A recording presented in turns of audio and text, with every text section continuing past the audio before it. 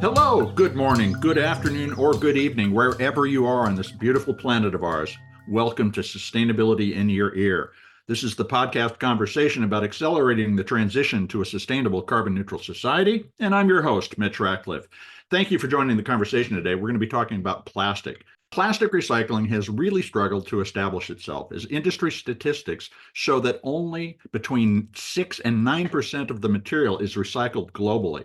In the United States, only about 29% of the PET beverage bottles that we use are recovered and recycled. That's partly because recycling technology takes time to develop, and the United States plastic processing infrastructure is evolving after several huge challenges, including China's 2018 ban on contaminated plastic imports and the COVID pandemic. We need new approaches to incentivizing collection and to drive widespread adoption of recycled materials in packaging. We need that packaging to be designed for recycling as well. Today, I'm pleased to welcome back David Katz. He's the founder and CEO of Plastic Bank, a groundbreaking social enterprise that's transforming plastic waste collection into economic opportunity. Plastic Bank partners with global companies to create incentives for the collection of ocean-bound plastic in vulnerable communities. The company started out by paying people around the Pacific Rim for plastic collected from shorelines and waterways. And now Plastic Bank provides vital income while reducing plastic pollution, having collected more than 3 billion plastic bottles. Since David last talked with me, there's a lot of growth, and recently, Plastic Bank introduced a subscription program that you can join to help support better plastic collection. You can learn more at plasticbank.com. Plastic Bank is all one word, no space, no dash, plasticbank.com. There's a lot to cover in this conversation, so we'll get to it right after this quick commercial break.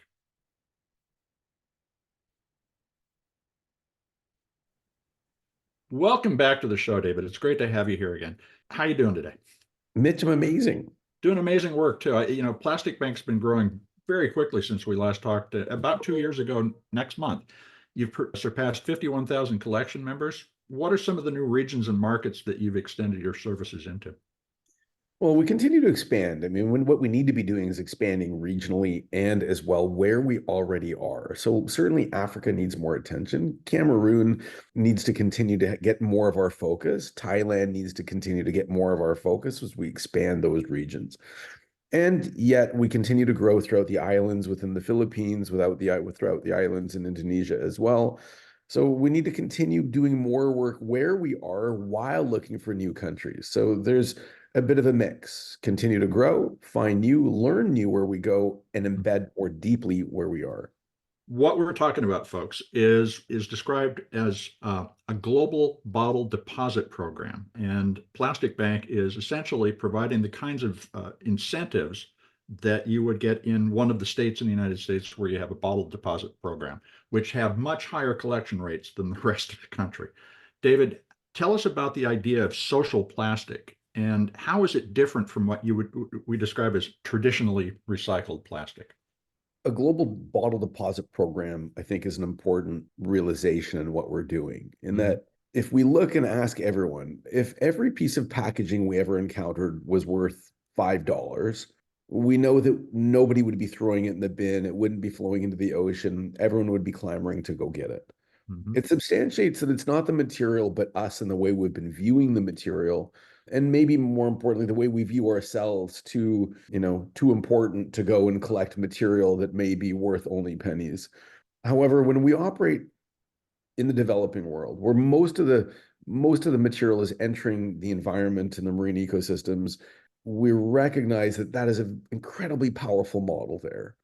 Now, our incentives aren't always just money, as they are, but they can be access to education. It's access to medical insurance. It's access to Wi-Fi and so many other things that provide a mass incentive. The material appears to be far beyond money, but can appear as the end of poverty to the people looking at it. Because if I have access to send my children to school now as a result of collecting and returning material, the long-term perspective is just that, the end of poverty. So it is, yes, a global bottle deposit program that we administer through a blockchain-based banking application that provides banking, financial inclusion, credit worthiness, and access to pay for the things that you need the most. That's the easiest way to express what it is that we're doing. And that's why bank is the operative word here. You're actually connecting people to a wide range of services. Let's talk a little about the people who are doing the collection. Who are they and where do they tend to live? Well, I think the distinction there is that they're people. I mean, that's the beautiful part. And they could even be people living in Vancouver who take their bottles to the return at depot here, and at the press of a button can deposit the value into the system that then gets distributed to the collector community. Traditionally, we find people of all walks of life, where families, where their schools are collection locations for us, where we teach the children to teach the parents, and the parents of the children bring their material back to the school. So the school becomes the bottle deposit location, the plastic bank location. And we try to communicate with everyone. Now, many people also look at the material as a secondary source of income or Mhm. even tertiary. They're just collecting their own household material and bringing just the household material. It doesn't necessarily need to be a full-time opportunity for everyone, but as long as you see the material a little bit differently and you don't end up burning it, you don't end up throwing it into the river or the canal or the stream and it doesn't flow to the ocean, so be it. It's a little bit extra for everyone, or it's a full-time opportunity as well. I live in a bottle deposit state, Oregon, and I see people collecting and depositing this all the time at the grocery store. What's a plastic bank drop-off location like? Can you describe it? Well, it can be many things. Mhm. It's someone who is a local entrepreneur who's created a location for recyclables. They have a scale, they have digital access or Wi-Fi. And one of our collectors would collect material during the day that bring it back to the aggregation location. The material would be weighed, a value would be established, their account is opened, and then the value is transferred from one account to the other. So the collector immediately has additional value in their account. It takes it out of cash. And it takes it out of the traditional ways where people sometimes were cheated or Mhm. degraded or material value wasn't already established. And so this brings consistency and price buoyancy, which is critically important. It also sounds like it's a path to move from being just a collector to being potentially an entrepreneur working to coordinate the activity of a lot of collectors. That absolutely is the hope for everyone. I think ultimately it needs to have an unlimited opportunity. And when you can unlock someone and give them a new sense of creativity and a new sense of hope, and they have community, all kinds of things emerge. And we know how much is available when we've got hope. And I think this is really one of the most important points is that you're thinking about regeneration, which you described the program as facilitating a Yes. regenerative economy. But that doesn't mean just taking care of nature and beginning to restore it. It means restoring or creating new opportunity within these communities for socioeconomic impact. How did you arrive at that insight? That is so forward looking. Can you talk a little about the kind of challenges that you also have had bringing it to All fruition? of your questions have so much inside of them, and I don't know where to I get I'm sorry. started, but it's super beautiful, like regenerative for sure. And we've got to move beyond the conversations of sustainability where, I stop doing damage, and even sustainability is almost an endeavor to like, okay, well, I'll stop polluting as much, or I'll pollute less. But if we're gonna create an endeavor, if we're gonna have a vision, we should move beyond it to like at least regenerative, where what I do in the world repairs and restores and regenerates the damage that's been done. Because I don't think anyone wants to live with the mass degradation that we're already experiencing throughout, this beautiful blue planet of ours. And so how might we restore and repair and regenerate it? And then inside of regeneration, I think that there's a conversation for the human soul. And that Mhm. really we're based on prosperity. So regeneration is prosperity for all. And so when I can take a prosperity mindset for the human, for the individual, then I think even more is created. When I bring a prosperity mindset, and prosperity is prosperity for everyone. And if I benefit from creating prosperity for others, then the whole world gets better. And everybody wants you to win. And I think the prosperity mindset transcends the individual collector, the aggregator, the school, the child, the consumer, the brands we work with, ourselves. It becomes a mindset of creating abundance as opposed to taking. It's inspiring just to hear you talk about that. Now, we have the opportunity to participate in this through what you describe as an impact subscription. How does that work, and what do the subscriber fees support? Well, a wonderful, all the humans in our lives that join, that create a plastic bank account, that create a deposit, they deposit into their account, and that account ultimately converts into a bottle value that then is transferred into the hands of the people who are collecting the material.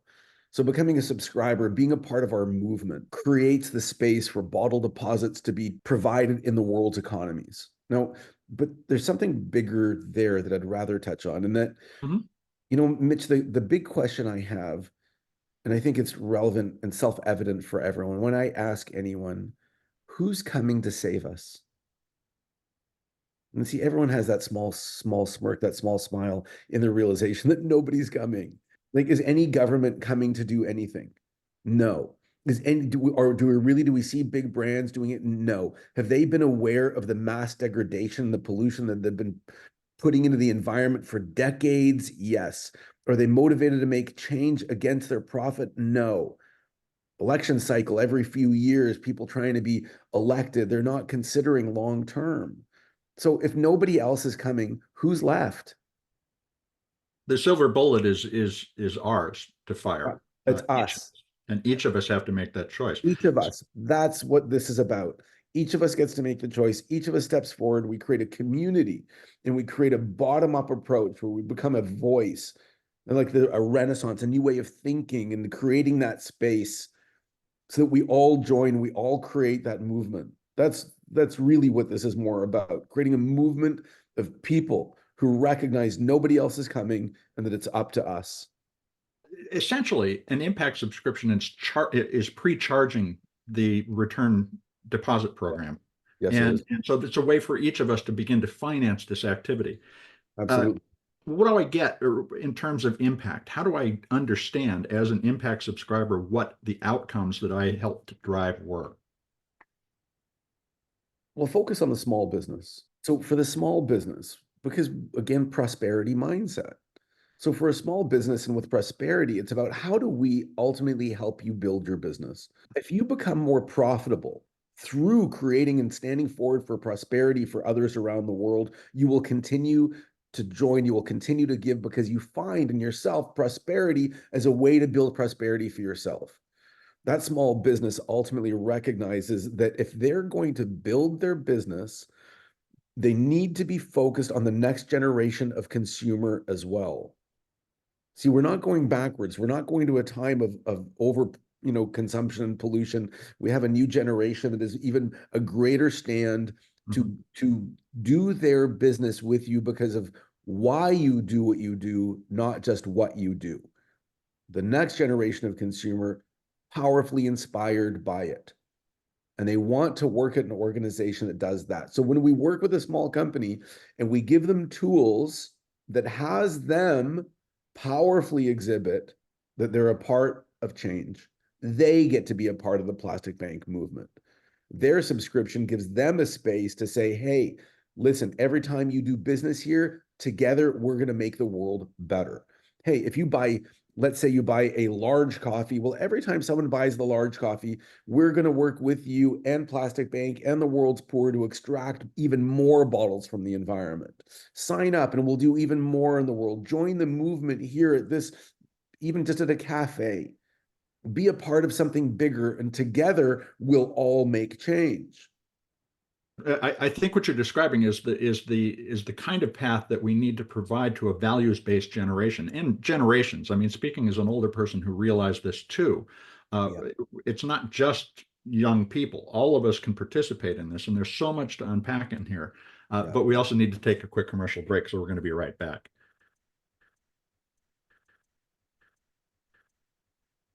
Now let's return to the discussion with David Katz. He's the founder and CEO of Plastic Bank, which is a social financial technology company empowering people and businesses to reduce their environmental footprint and support plastic collection in low and middle income communities. David, as you said, a company or a small business can participate in this, but a lot of large brands need to get involved as well in order to catalyze the really high volume activity that we need to move from 7 to 9% collection to 90% or more collection. You've been able to convince a few brands to come on board. Tell us about how you got SC Johnson and Henkel, which is a European consumer goods company, to get involved. What's the message that converts them to participating in Plastic Bank? I think what's more relevant is to talk about the public corporation that Mm-hmm. is bound to provide shareholder value first. Mm-hmm. Let's not talk about the people who are, because they're few. The organizations that aren't, the Procter and Gambles, the world, the Unilevers of the world, the Johnson and Johnsons of the world, all of them are bound by returning shareholder value, and they do that at the expense of all other things. And even if the CEO is inspired and wants to make change, the fiduciary duty of the CEO is to negate the positive impact that's available because they have to return shareholder value first. Now, you talked about SC Johnson. That's a Yes. family company, multi-generational family company that's not public. They're inspired by making change in the world. They recognize that by doing good, it's good business. So they're willing to spend an extra 1 penny Mm-hmm. to buy material. They're willing to spend the extra few cents because they know that long term, it's the right thing to do. So for the right people, you don't need to convince them. The right people already know. You see, the right people like S.C. Johnson and the Johnson family, they're a part of us. Mm-hmm. They're a part of the movement. Well, they see themselves as part of a broader society too, just generally because of a lack of the unitary focus on shareholder value. Do you That see is though that there's a broader conversation? I mean, we're speaking the week before Climate Week in New York, and tens of thousands, hundreds of thousands of people will descend on the city, talk green for a few days, and then potentially just go back to what they were doing.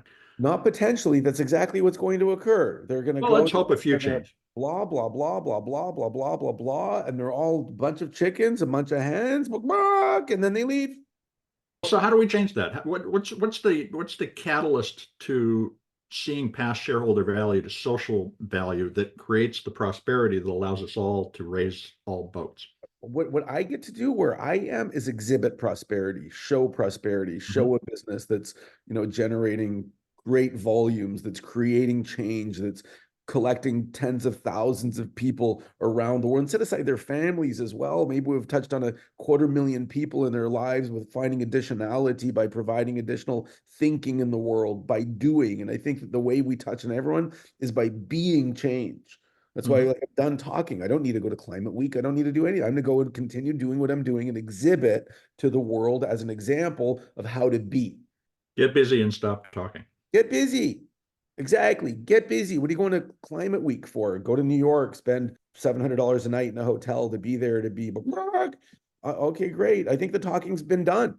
Like, really, do we really need to advocate still? Oh, the oceans are being polluted. I'm pretty sure I you think can we go to all the know. beach Yeah. and see. We all know that. It's irrefutable. Okay. It's irrefutable that people live in despair and poverty around the world without opportunities. Irrefutable. Oh, what do you need to study? How can Plastic Bank and Impact subscribers get together to begin to lobby those organizations to get off their duff and stop talking and start acting? What we get to do and what we see occurring in the world is extended producer responsibility, or EPR laws. Philippines has enacted one that they're actually keeping everyone accountable. Now, the Philippines is regarded as the second greatest source of plastic debris flowing into the ocean in the world. And they've enacted a law that makes it the responsibility of the public corporation for stewardship of the material that they're putting in the environment. Mhm. They're responsible to collect whatever they produce. That's an excellent example. So the extended producer responsibility law is now forcing corporations to go and collect and partner with us to collect material from the environment. Now the public corporation says, oh, Mr. Shareholder, we have no choice. It's going to be interrupting some of the high profits, some of the year over year profits and dividends, because we've got to go and collect it. Super. Laws. So people get to petition, they get to go and communicate the need for laws like that. That's what we get to do as a movement. And we get to go and communicate that. And that we find now about to emerge in Egypt, also where we operate. We see, even in Canada, extended producer responsibility laws. Many countries, over 60 countries in the world now, in different forms of enacting an extended producer responsibility law. I'm very hopeful for that. Of course, not just initiating or having a law, but enforcing the law. Those are two different things. And we're going to see how that unfolds over time.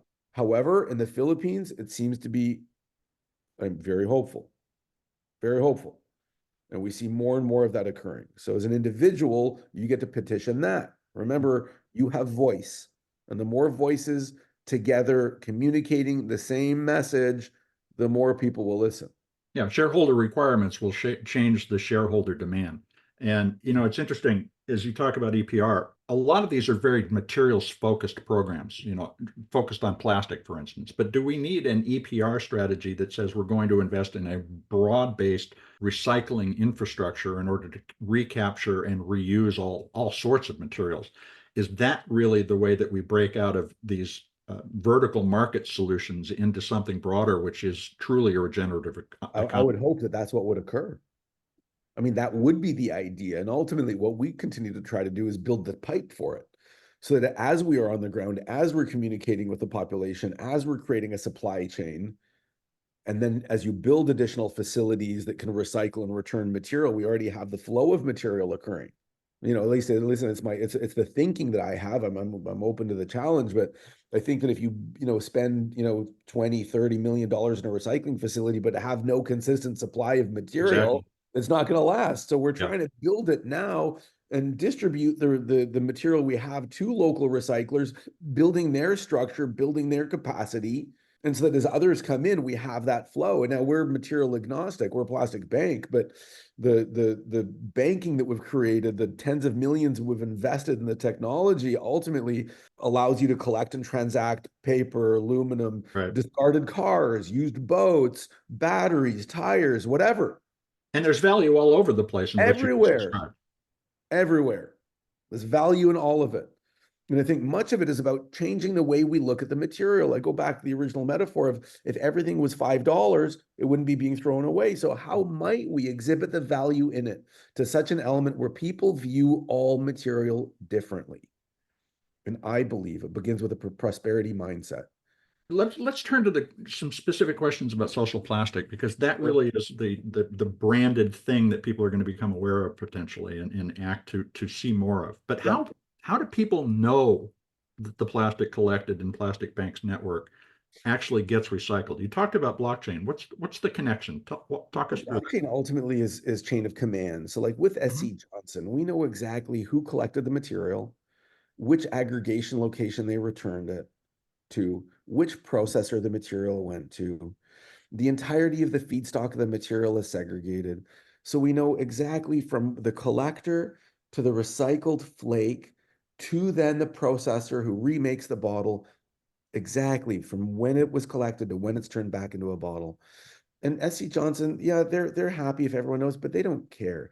They just Mhm. want to make sure they're doing the right thing. Super beautiful. Many of our customers use a designation. They have our logo on the bottle, so you can Okay. see it came from a social plastic, which is, and if we, I mean, I resonate on the word, and for me, it's touching because it's social material. Because as you buy it, and it's a social material, you're buying it. Someone collected it. There was value created for all of society. It was kept out of the environment. It was kept out of the bellies of animals. It didn't degrade. That's society gathering together. That's all of us working together to make sure that the world becomes more prosperous and just and pristine. That's a social material for me.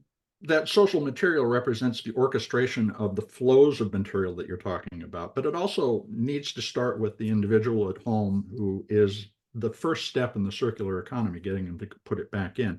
Are you going to be really working to make the social plastic brand something that people are looking for so that you catalyze the demand with the manufacturers and so forth? How do you imagine making this a truly a global action rather than a description of an opportunity? I hope. Like I don't know. And all of this, like I don't know anything ultimately. I'm sometimes so I'm alive and disappointed. And I believe in the next generation, like beyond the Z, but like the alpha, that the ones emerging powerfully now that are really stands. We see the proliferation of secondhand clothing stores or what they call vintage. They've made it Mhm. like all of those things because it's now fashionable. My daughter, her whole generation, she's 18. She's like, they're only vintage clothing clothing shop. They have one or two new pieces, but that's really the space. And so we provide this messaging, the story, the impact, the beauty at the brand space to communicate that they have heart, that they're doing well in the world. And that should be communicated on bottle, on package, so that people know, oh, that's beautiful. This bottle is itself vintage. The plastic is vintage. Do you imagine social everything in the future? Social metals, social I textile? I can conceive that if humans live capital I, capital F, 500 years, an additional 500 years, and imagine the advancements in technology and everything that's occurring, but like all the degradation, everything that's occurring in the world, oh my goodness, if we exist in 500 years from now, I believe that at some point, if we're there, we're thriving. If we're thriving, at some point on that journey, all material started coming back to circularity, that everything was regenerated, that we'd stopped putting stuff in a hole in the ground at some point. I believe that at some point in our future, that will occur. If we're to exist and thrive and be harmonious with each other and the environment. That's what I've started. That's the idea. I'm doing it in this grassroots entrepreneur struggle, overcome, haven't really raised money, been doing this bootstrapping, growing. We're in the tens of millions of dollars of revenue. We're doing okay. Like it took so much to get it started. And that idea now needs to proliferate. Now it's about creating a movement and collecting the masses to make that change. And I think it starts there. I think the beginning is the hardest part. It's the decision to start the journey. That's where we are. We've started the journey. We're inviting people to join, and it will gather more and more momentum. As you think about the challenge you're describing, it's global, but it all begins locally, and local action needs to be really tuned to local economic and social considerations. As you expand into areas like North Africa, how do you think about tailoring the operations for the specific opportunities and challenges of a local market, like a Cameroon? I think that when we look at it, when our communication and our for instance, with our Egyptian team, because they've got great relationships with the government, the communication is that we're an economic development firm. When 50% of the population lives in abject poverty, to communicate, it's economic development. Everything that is polluting the environment, that's keeping tourists from coming, that everything that's polluting, that's costing us everything. Oh, that, by the way, that's all gold and diamonds. So here's an economic development opportunity where we create the infrastructure with banking, with blockchain, with traceability, transparency, so we can all see all the lives they're increasing.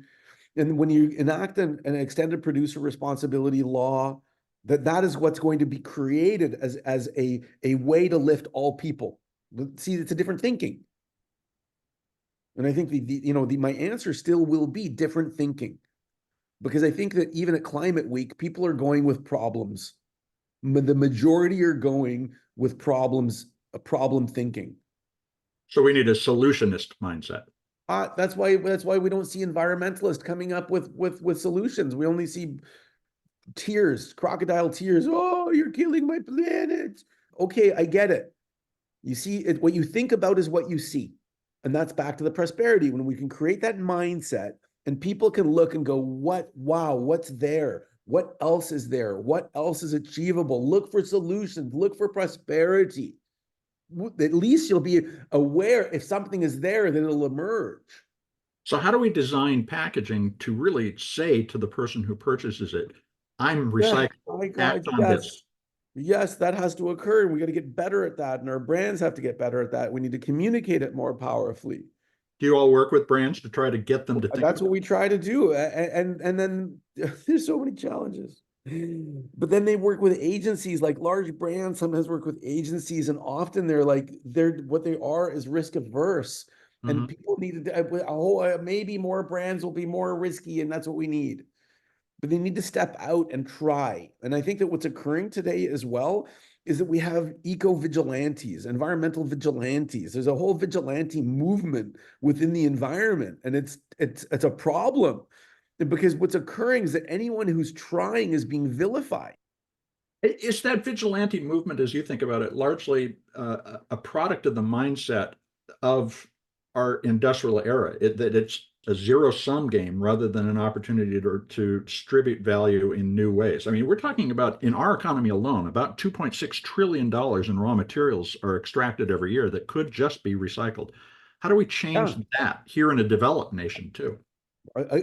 Again, I believe it comes back to the way we view life. And I think that when that vigilante is sitting on his toilet with his phone, complaining about everyone else trying, it's coming from this overwhelming sense of fear because all they're being bombarded with today is how bad things are, how much people are lying to them. And so they don't have the concept, they can't conceive of giving value back. It's the yeah, but society instead of a yes, and.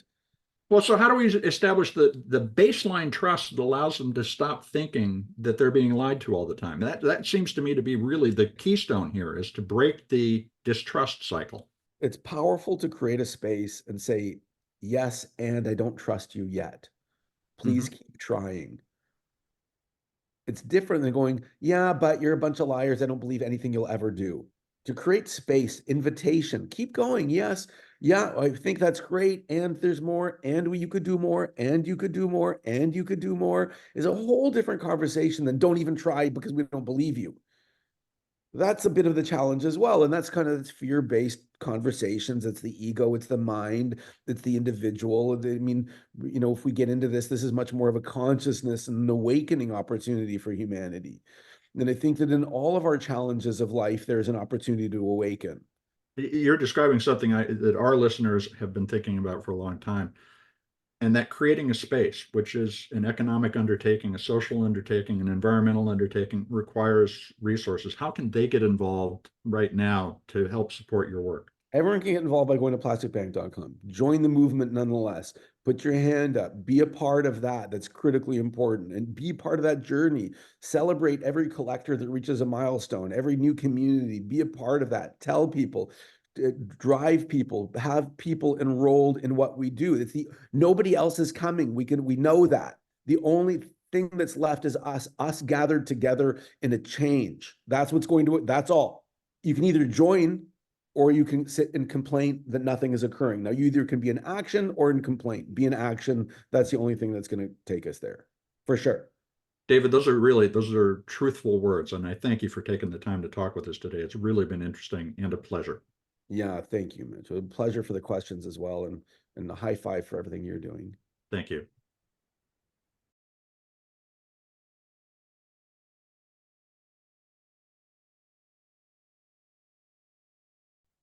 You've been listening to my conversation with Plastic Bank founder and CEO David Katz.